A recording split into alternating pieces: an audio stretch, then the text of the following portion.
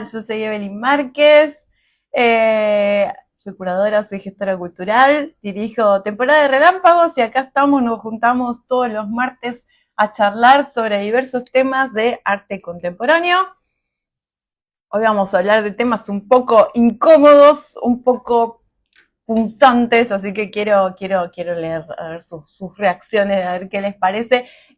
Las obras que vamos a ver hoy, yo no estoy acá para defender a los artistas, vamos a ver algunas obras importantes de los últimos 50 años, y yo me quedé pensando, 50 años, claro, una de las primeras que les voy a mostrar ya tiene 50, es como el meme de la chica llorando, no puedo creer que el arte contemporáneo ya tiene 60 años. Bueno, quizás voy a ser un poco redundante de inicio, pero esto es algo que yo menciono a menudo. Hay mucha gente que se acerca al mundo del arte, al arte contemporáneo, que llega al arte contemporáneo porque estuvo primero familiarizado con el arte clásico, con el Renacimiento, con arte moderno incluso, con los artistas del impresionismo y demás, y viene buscando cosas que el arte contemporáneo no te va a ofrecer, como por ejemplo el concepto de la belleza, ¿no? El concepto de la belleza fue muy importante a lo largo de toda la historia del arte. Definía si una obra podía ser considerada una obra maestra, una obra de arte o no. Era un término clave. Y el arte contemporáneo no funciona así, lo que no significa que no sea importante el concepto de la belleza, pero ya no es relevante, no es fundamental como era antes, que sí era absolutamente definitorio. Los artistas contemporáneos van por otro lado, buscan hacerte pensar, reflexionar, polemizar acerca de muchos temas, abrir el debate, hacerte sentir incómodo. Son otro tipo de sentimientos, ¿no? Bueno, hemos visto obras más vinculadas como a Velasco, como más impactantes. Van por otro lado. Y por ese camino transitan los artistas que vamos a hablar hoy, que en un buen porcentaje estuvieron vinculados a la performance, ¿no? El arte de la performance. Este término surgió en la década del 70. Si bien ya había experiencias en los 60, pero bueno, va a englobar otras prácticas que ya se venían haciendo, como los happenings, por ejemplo, que es un término que ya quedó en desuso, está más asociado a estas prácticas de los 60 a los 70, que empezaban como a ser un poco más disruptivas, pero bueno, todo eso quedó como dentro de el arte corporal, estos eventos, todo quedó como englobado dentro del término de performance. Y algunos de los más importantes de este movimiento, de los fundadores, podríamos decir, están Marina Abramović, Yoko Ono, Vito Acconci, Joseph Beuys, bueno, varios de los que vamos a ver hoy. Y vamos a empezar justamente con Marina Abramović, en términos mayores, que se las considera como la madre de la performance. Alguna gente como muy desagradable usa el término de la abuela de la performance, que me cae un poco mal. Porque sí, ya es una señora que estaba cerca de los 80. Y ella fue realmente como muy disruptiva. Yo creo que cualquier obra que agarremos de Marina Abramović entra en esta charla sobre obras de arte provocadoras de el arte contemporáneo. Pero vamos a centrarnos en una en particular. Ella se llevó a cabo una serie de acciones entre 1973 y 1974 que tenían el nombre Rhythm, como ritmo, con distintos números. La más conocida fue una que se desarrolló en la ciudad de Nápoles, que fue la Rhythm Zero, que es la que comienza con ella como la vemos acá. Ella estaba parada, la performance iba a durar 6 horas. En general son como duracionales, ¿no? Tienen un tiempo establecido. A veces es hasta la resistencia física de ella o el que era su pareja durante esos años, que hicieron muchas obras en colaboración, pero en otras está establecida la duración desde el principio. Esta ya se sabía que iba a durar 6 horas. Llegamos a la galería, estaba ella parada, como la veíamos recién, y había al lado una mesa con todo tipo de elementos. Esta es una reconstrucción que se ha hecho en los últimos años. Bueno, había libros, había un martillo, había una sierra, había una botella de vino, cadenas, flores, hilos, un sombrero, había un jabón, un plato, un vaso. Bueno, eran 72 elementos en total. Estos 72 elementos estaban dispuestos en la mesa y la idea es que se pudieran usar sobre el cuerpo de Marina Abramovich como los visitantes a la muestra desearan. Esa era un poco la propuesta. Ella estaba totalmente inmóvil, parada en la escena, a disposición del público. Y bueno, va a terminar siendo su performance más explosiva, más perturbadora, más inquietante. Esto sucedió entre las 8 de la noche y las 2 de la mañana. Fue nocturna y ella decidió que iba a asumir absoluta responsabilidad en cuanto a lo que la gente podía hacer con estos objetos, que entre estos yo no mencioné, había una pistola cargada. Bueno, las primeras 3 horas, 4 horas fueron bastante tranquilas, sin sobresaltos, no pasó nada grave, la gente estaba como tímida, cariñosa, uno iba, le daba un besito, le regalaban una de las rosas que estaba ahí sobre la mesa, hasta que todo este orden inicial empezó a perturbarse cuando una persona le sacó las espinas a la rosa y se la empezó a clavar en el cuerpo. Empezaron a escribirle también, había caído objetos para escribir, empezaron a escribir en el cuerpo, el público se volvió cada vez más violento, le empezaron a cortar la ropa, la dejaron prácticamente desnuda. Ella estaba ahí fingiendo que no sentía absolutamente nada, sin reaccionar a lo que estaba pasando. Uno de los puntos más graves es que un hombre se acerca y le corta el cuello. Acá no sé si llegan a ver que tiene como si fuera, no es una curita, pero bueno, como una cinta, le cortó acá como la clavícula, un poco más abajo del cuello, y le empezó a chupar la sangre. Ahí ya se empezó a poner como muy tensa la situación. Le escribieron también con un labial end, le abrieron las piernas, le pasaban con un cuchillo por el cuerpo, cargaron el revólver y lo pusieron en su mano. O sea, no es que le apuntaron directamente, pusieron el revólver en su mano para que ella lo agarre y se apunte a sí misma.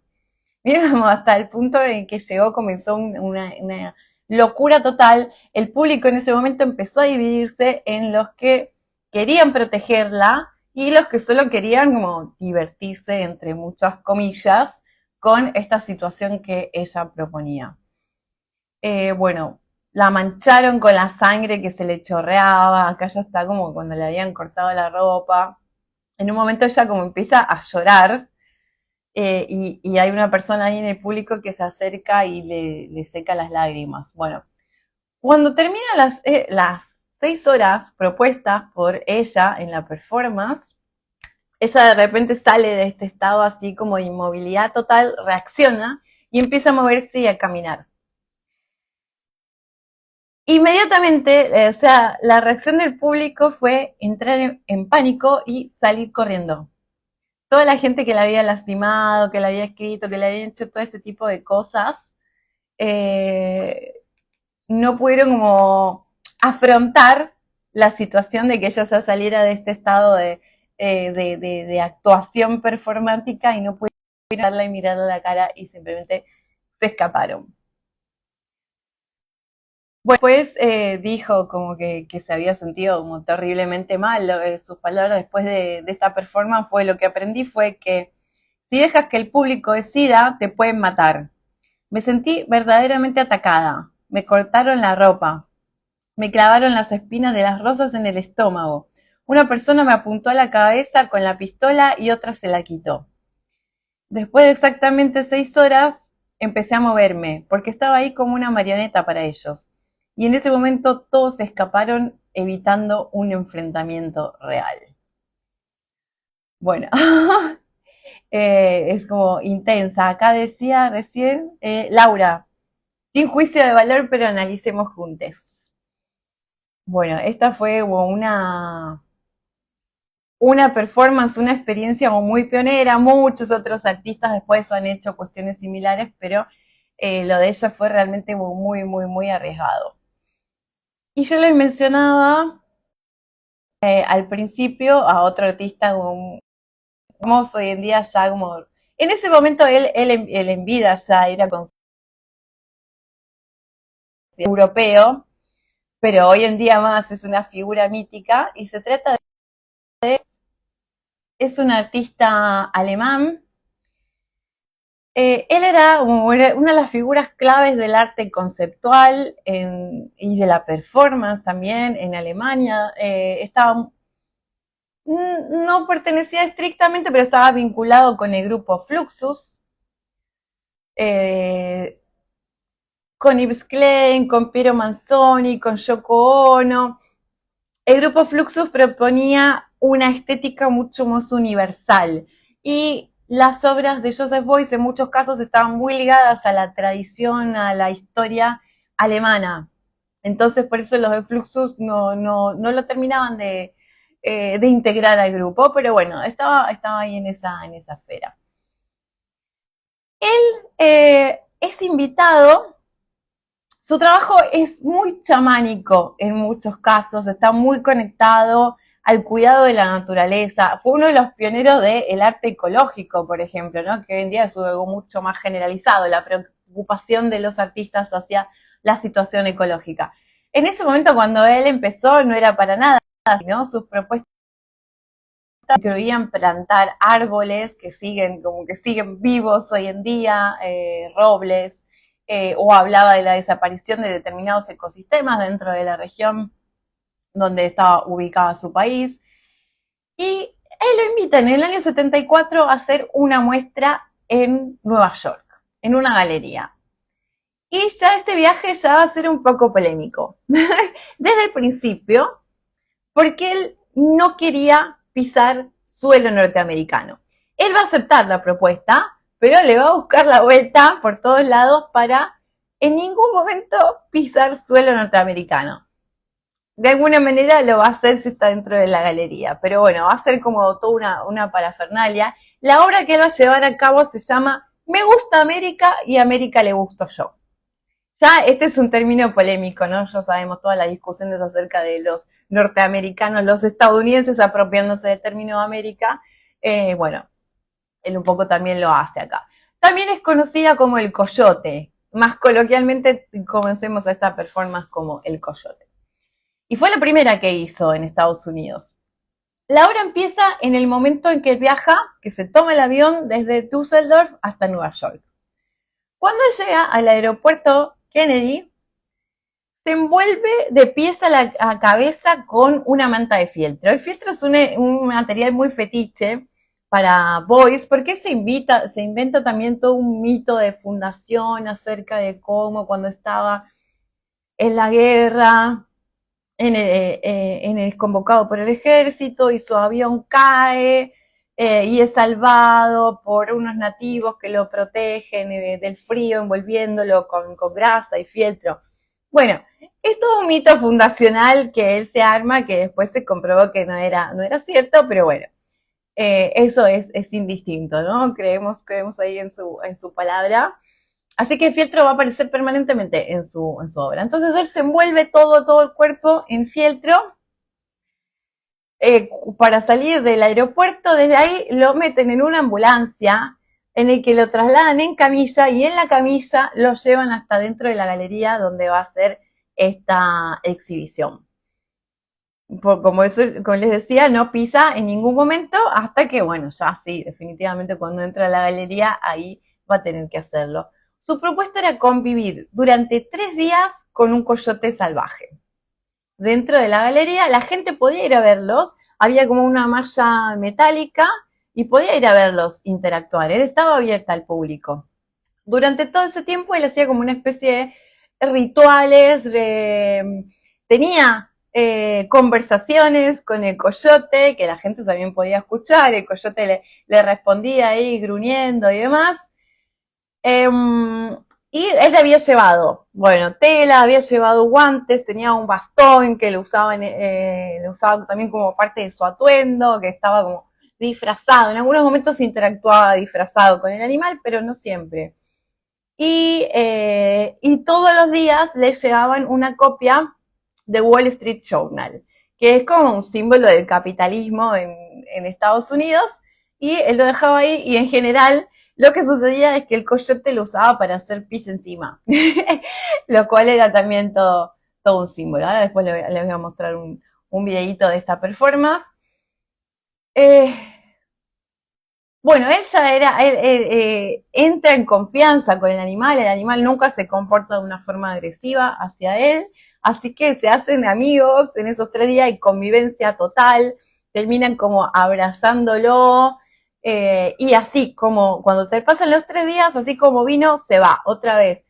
Lo envuelve en la ambulancia y regresa a Alemania sin haber pisado nunca el suelo neoyorquino en todo este viaje tan particular conocido como Me gusta América y América le gusto yo. Ahora, ¿qué de la historia de América es lo que le gusta? Eso ahora lo vamos a ver.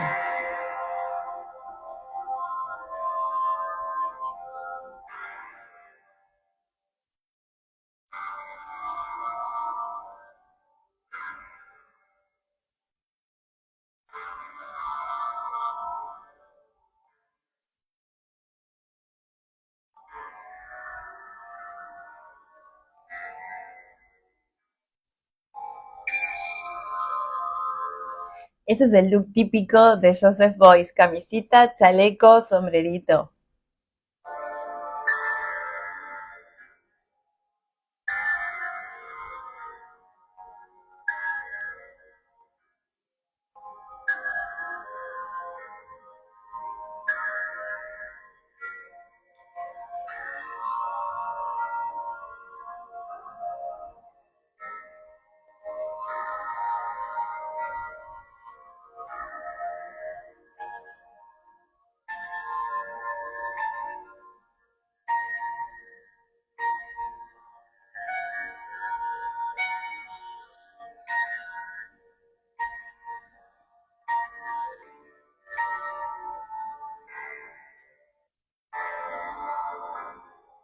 Lo voy a silenciar un poquito para contarles una frase de Boyce, porque para él decía que esta acción reflejaba la historia de la persecución de los indios norteamericanos, además de la relación completa entre Estados Unidos y Europa.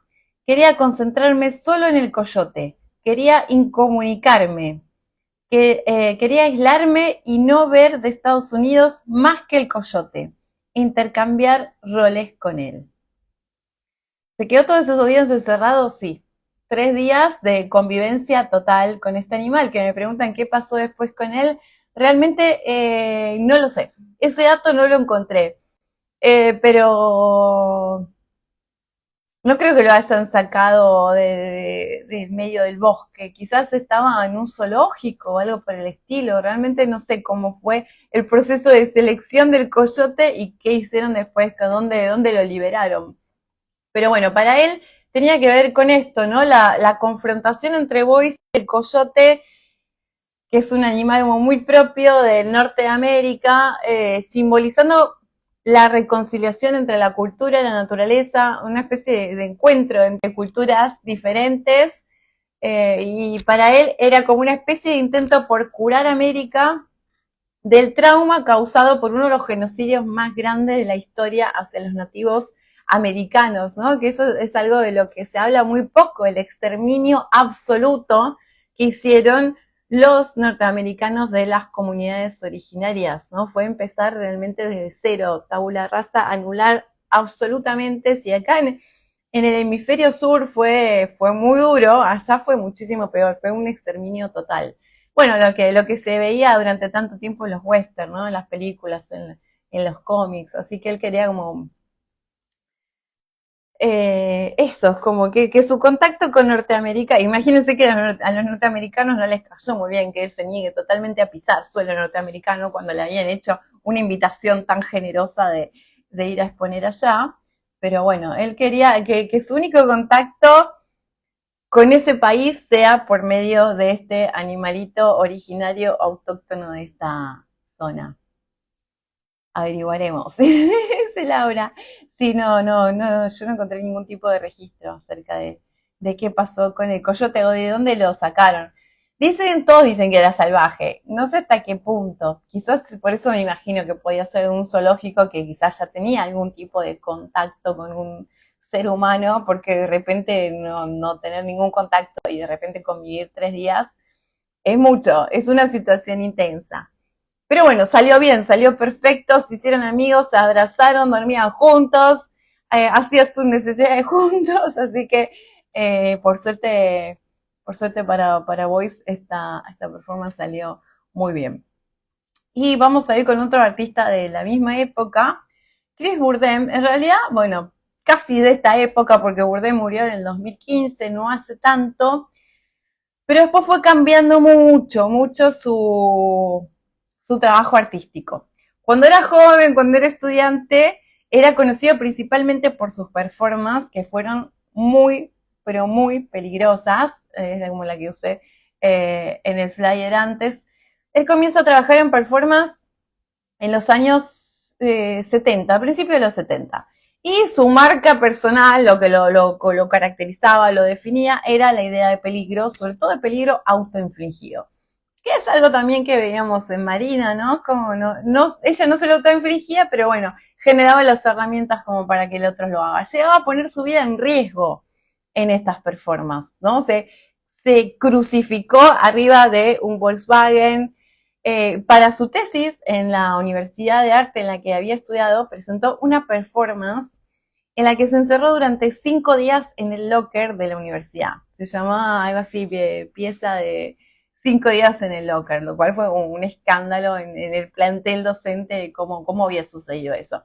Así que él empieza a hacerse como muy reconocido como artista en los 70, después de que hiciera estas performances tan comprometidas y están vinculadas a la idea de peligro personal, ¿no? Como su forma de expresión artística. Su obra más conocida se va a llamar Disparo, Shoot. Fue en el año 71, la hizo en California, y le pide a una asistente que le dispare. Era una galería, había público, y la persona era un rifle calibre 22. El arma con el que esta persona le va a disparar, una distancia muy corta, 5 metros no es nada. Y bueno, la idea era que le dispare en el brazo izquierdo. ¿Cómo se llama el artista? ¿Cuál de los dos? El de Coyote. Este que les voy a contar ahora se llama Chris Buren. El anterior era Joseph Beuys.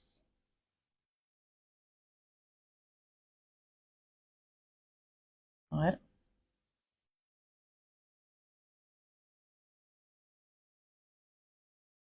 ahí va. Joseph Beuys se escribe. Ahí estamos. No que mueva tanto la cámara para escribir.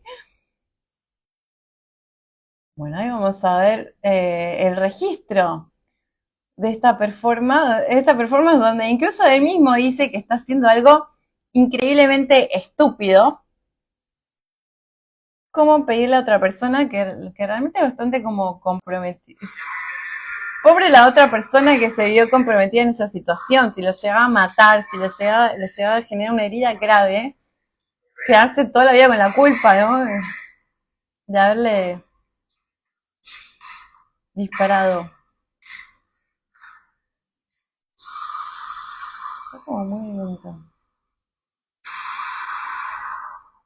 ¿Ustedes lo ven? Yo lo veo como...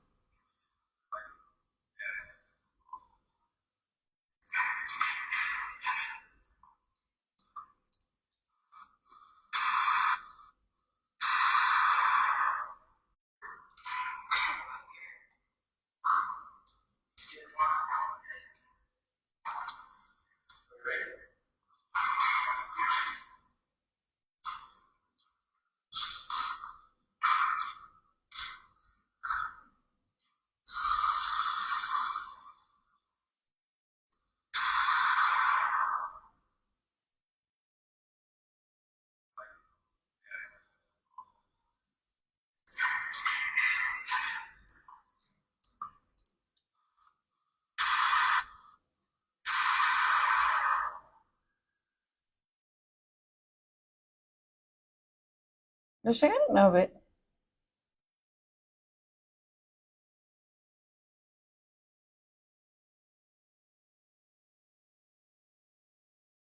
No se ve, ok. Sí, yo lo veo como congelado, pero no sé por qué. Bueno, mientras, a ver, busco si se ve otra imagen, se ve, sí. No sé por qué ese video en particular no se está reproduciendo. Déjenme intentar una vez más. A ver si arranca.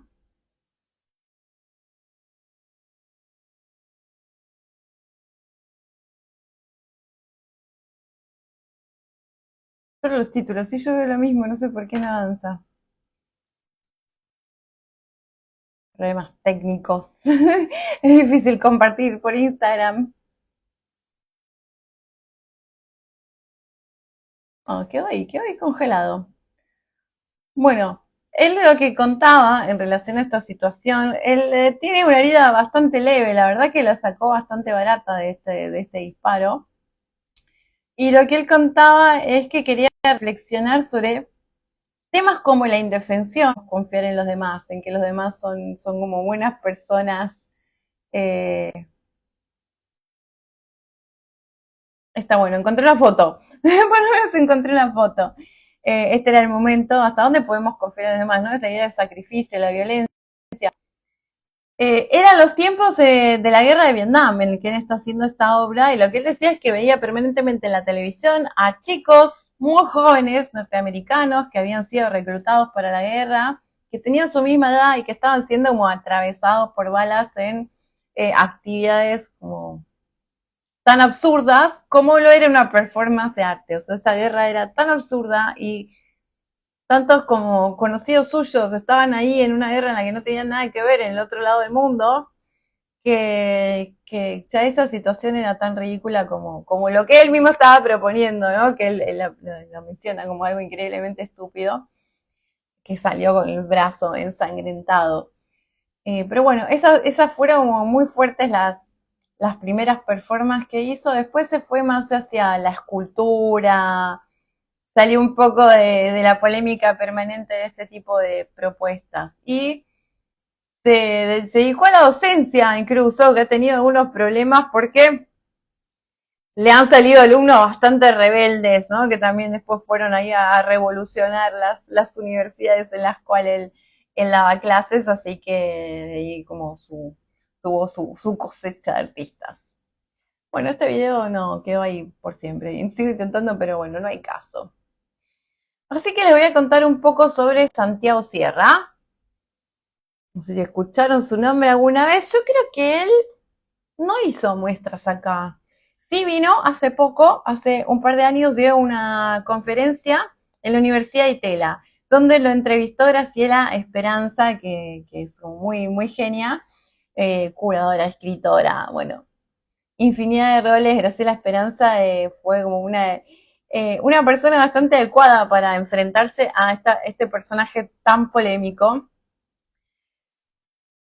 Bueno, siempre está metiendo el dedo en la llaga. Cualquier obra que haga Santiago Sierra en general va a ser un escándalo, es raro que pase desapercibido.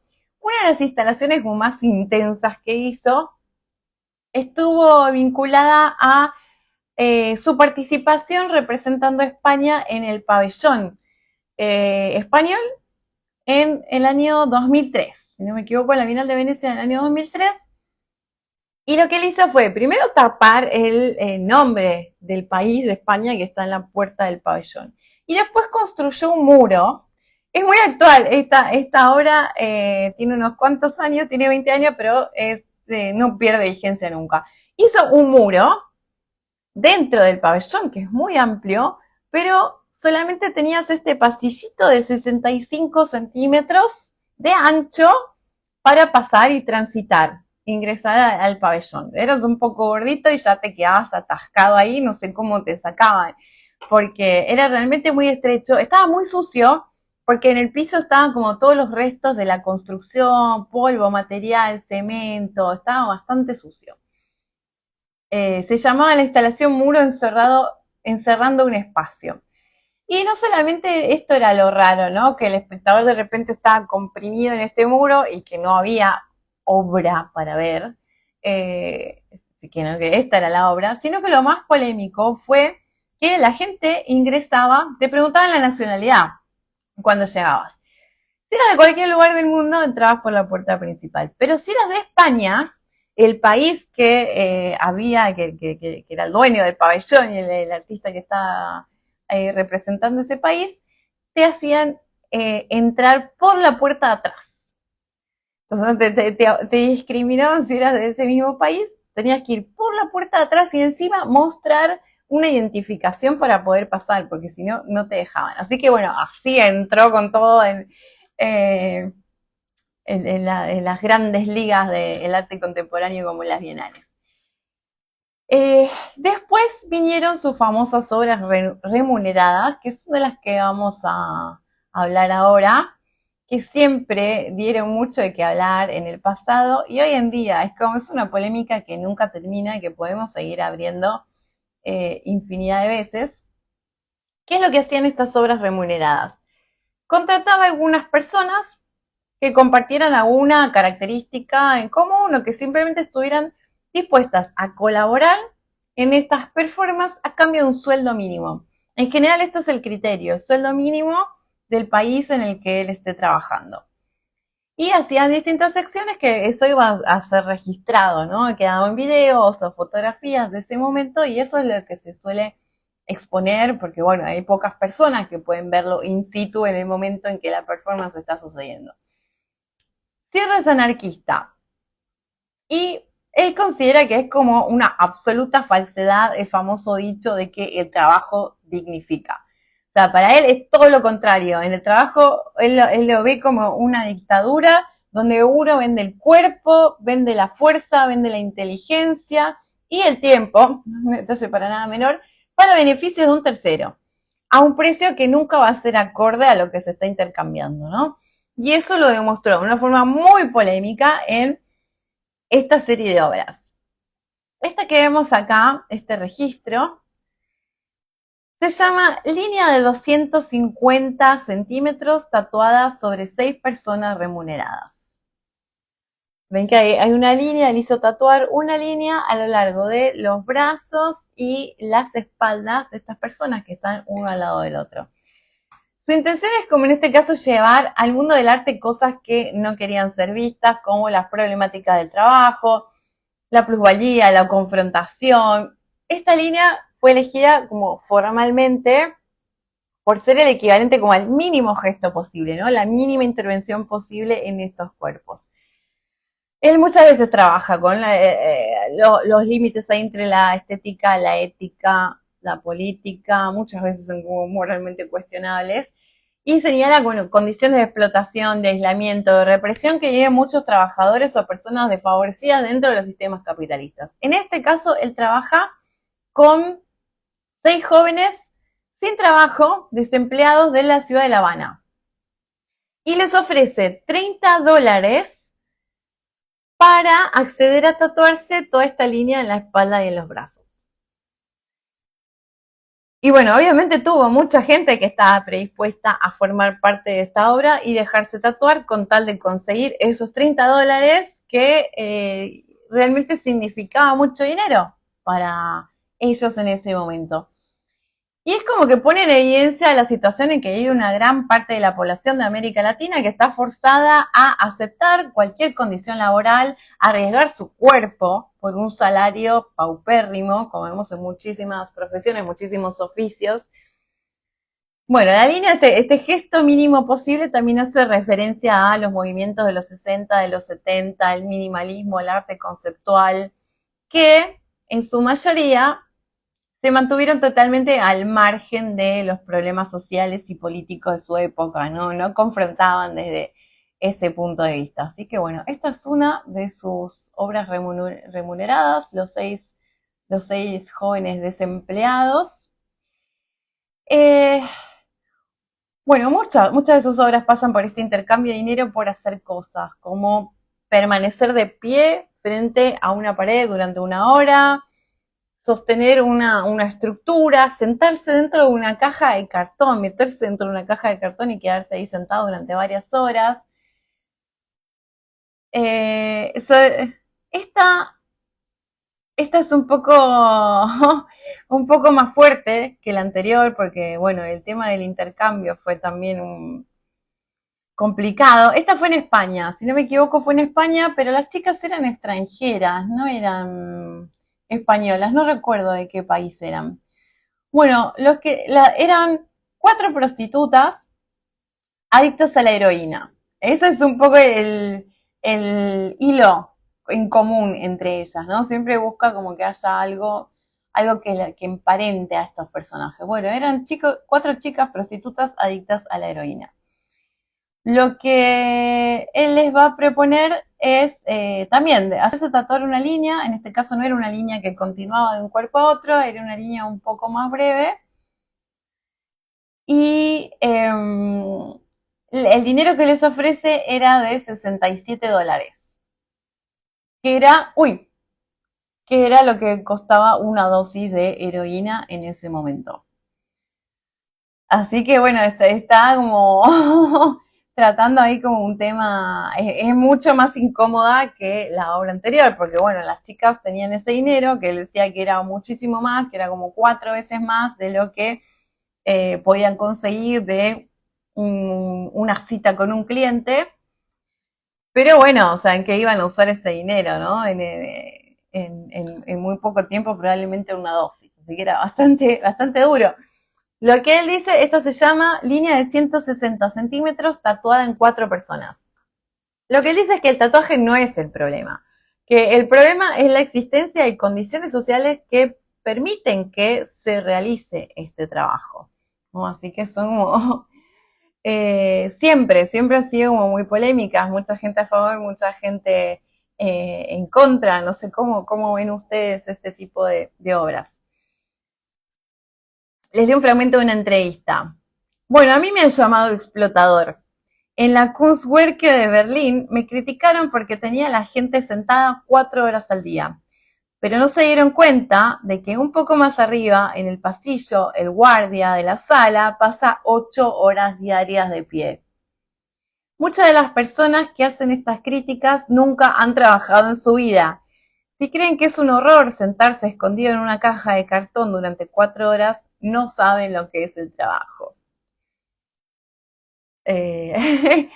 Bueno, él contaba en esta vez que vino acá a Buenos Aires que para él un parámetro que le funciona para decidir si una obra que está realizando puede llegar a ser buena o no, es el sentimiento que le produce. O sea, si lo que hace le provoca miedo, entonces para adelante, va a ser una buena obra. Si provoca este tipo de incomodidad, ¿no? Y parece no tener ningún tipo de límites la obra de Sierra, ni límites geográficos, ni límites morales, ni límites logísticos, porque siempre encuentra la forma de resolver las cosas. Y ahí decía que era bastante, bastante fuerte, que él era una persona que no teme, que no tiene miedo, que una persona sin miedo es peligrosa para el sistema, ¿no? Y dice, a fin de cuentas es mejor ser peligroso que ser un pusilánime. Esa fue el cierre de la conferencia que dio acá en la Universidad de Tela. Pero bueno, hasta ahora creo que es la más incómoda que vimos hasta ahora. No sé qué piensan ustedes. Si conocían alguna de estas performances en las que, bueno, él no se involucra, acá él siempre contrata gente. Así que terciariza un poco ese trabajo. Qué tarde que es. Me acabo de la hora. Creo que como, sí, como se me fue el tiempo. Bueno, vamos a hablar de Andrés Serrano.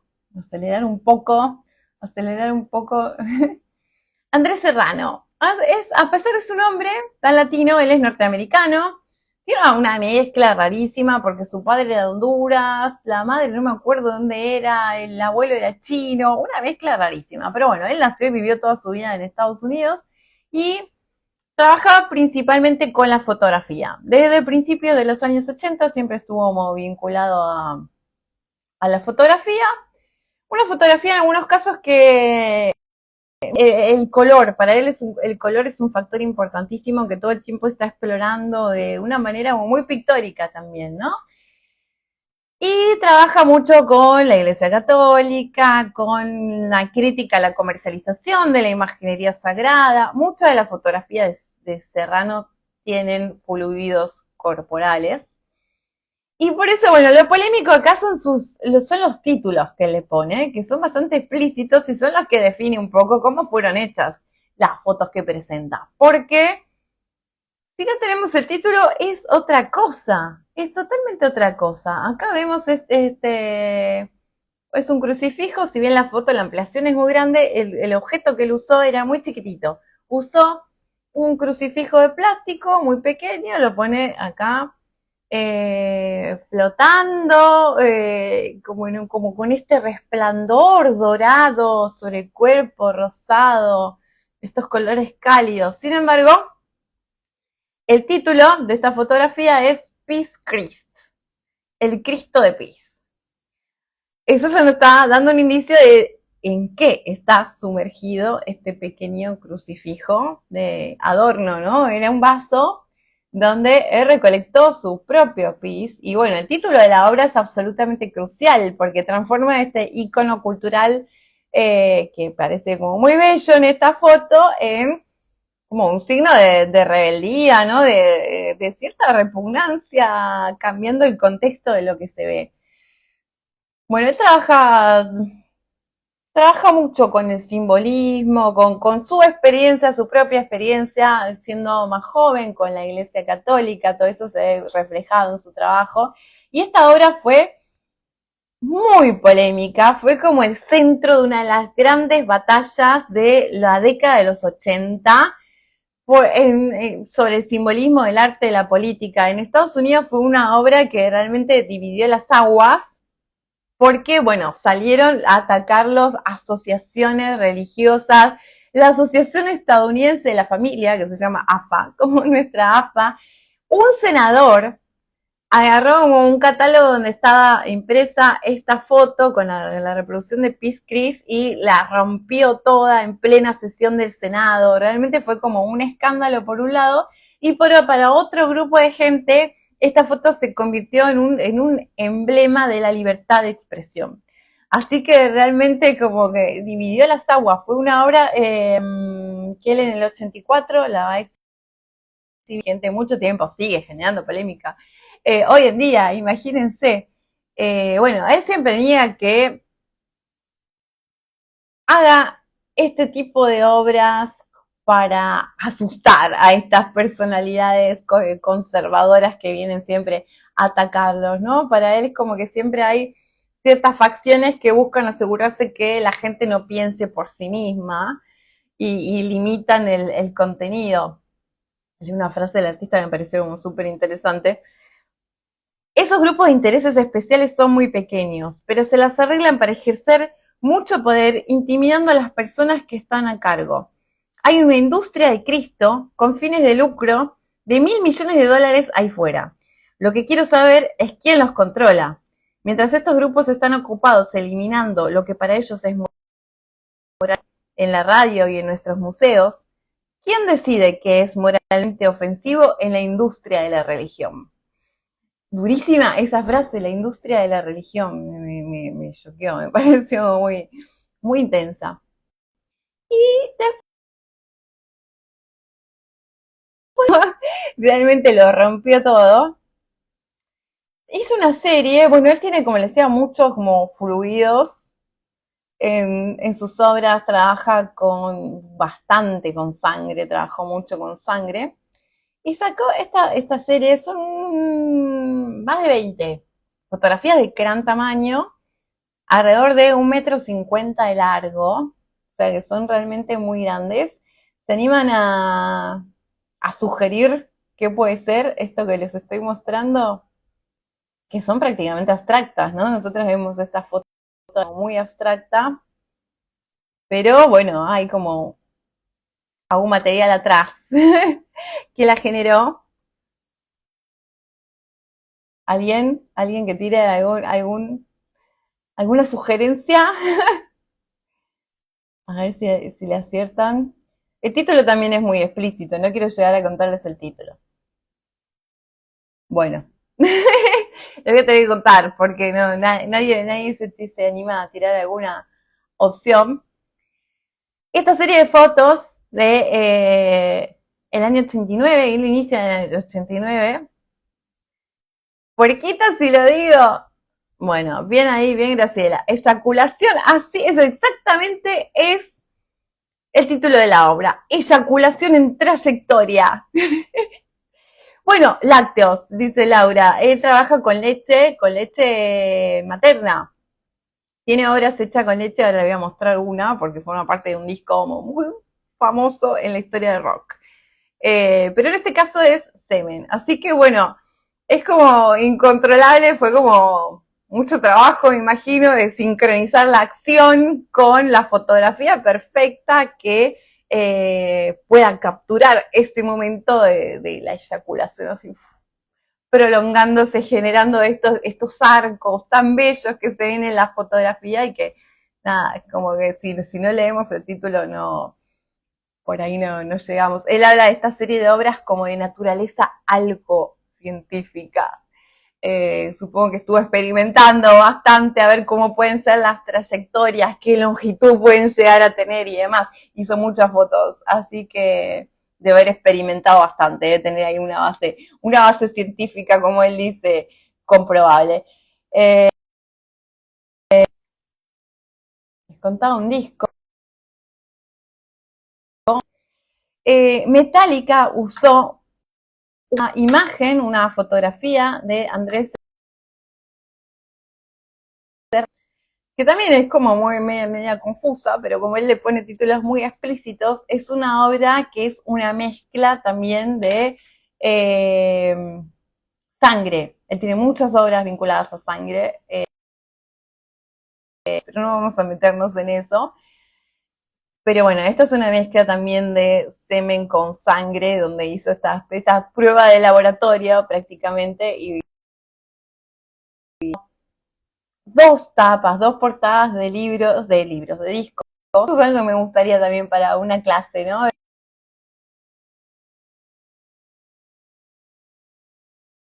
Y bueno, en este caso,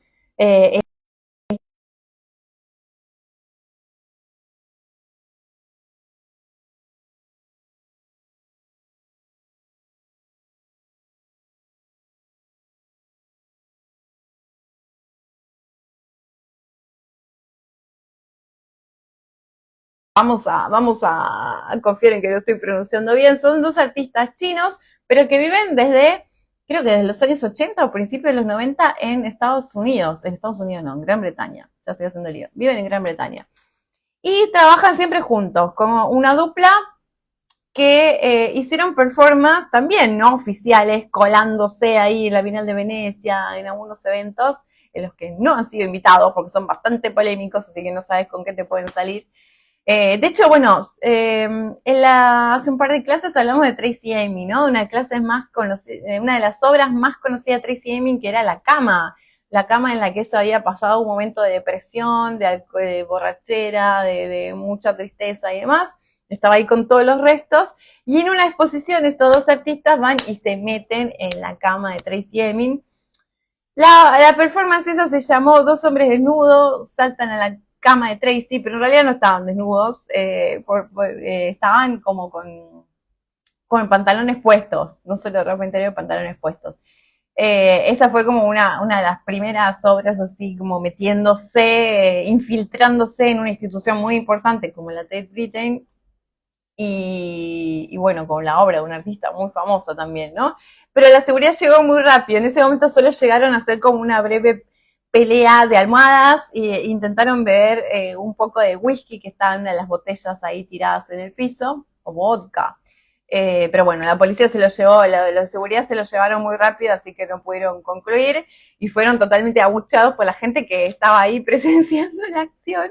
No ellos, digo, los policías, los de seguridad fueron abucheados porque querían ver cómo continuaba el asunto. Pero bueno, la obra que les voy a mostrar hoy es del año 2000 y se llama, seguimos ahí con la cuestión escatológica, Dos artistas orinan en el urinario de Duchamp. ¿No? Sabemos que la obra del urinario de Duchamp, La Fuente, es una de las obras claves, absolutamente claves del siglo XX. Es una obra que va a cambiar todo, donde él también trabaja, bueno, pone en cuestión la firma del artista, pone en cuestión la idea de originalidad, la idea de que tengas que ser hábil manualmente para proponer algo cuando lo más importante es el concepto que está detrás de la obra. Juega mucho con el humor, Duchamp. Es una obra muy revolucionaria, ¿no? Bueno, ellos van a entrar en la Tate también, en la Tate Modern en Londres, y ¿qué van a hacer? Van a pillar sobre el urinario de Duchamp. Entre comillas también, porque estaba protegido con una vitrina, ¿no? Ya ha sufrido otros ataques de este urinario en otras situaciones, así que bueno, ya estaban advertidos, estaba bastante protegido. Acá, bueno, están atacando una imagen. Yo creo que esta cuestión de atacar una imagen surge necesariamente de la creencia en el poder de esa imagen, ¿no? No, que si no, no tenés por qué como tener esa actitud iconoclasta. Crees que realmente es importante. Bueno, pero obviamente fue preparado, entraron con personas que estaban filmando la situación. ¿Le saqué el sonido?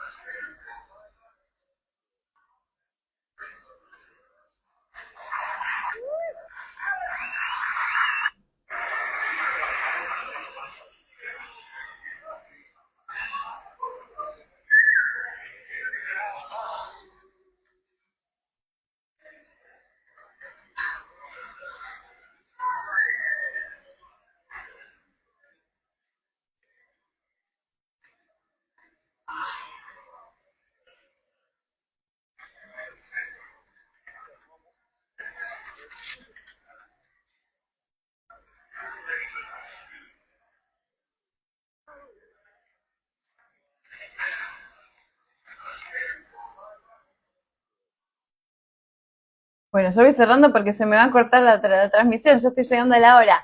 Bueno, yo no sé cuántas horas estuvieron conteniendo ese pis, porque cómo están un minuto y pico haciendo pis y no para, no para. Así que estuvieron ahí reteniendo líquidos un buen rato, uno sobre la parte de abajo de la base, el otro directamente apuntando al vidrio donde está colocado.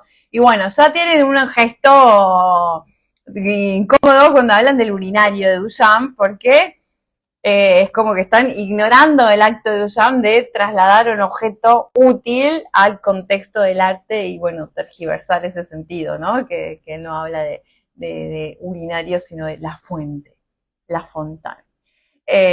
Bueno, fueron como grandes iconoclastas que fueron a romper ahí con el canon cultural, artístico occidental. Bueno, hasta acá vamos a llegar con esta. La verdad que podría hacer muchas clases sobre obras así controvertidas, es muy divertido, y hay muchísimas, así que podría hablar muchísimo sobre esto. Espero que les haya interesado. Si se les ocurre alguna o si quieren que hagamos una parte 2, cuando quieran, continuamos con esta seguilla de obras de arte contemporáneo que son bastante incómodas. Bueno, muchas gracias por acompañarme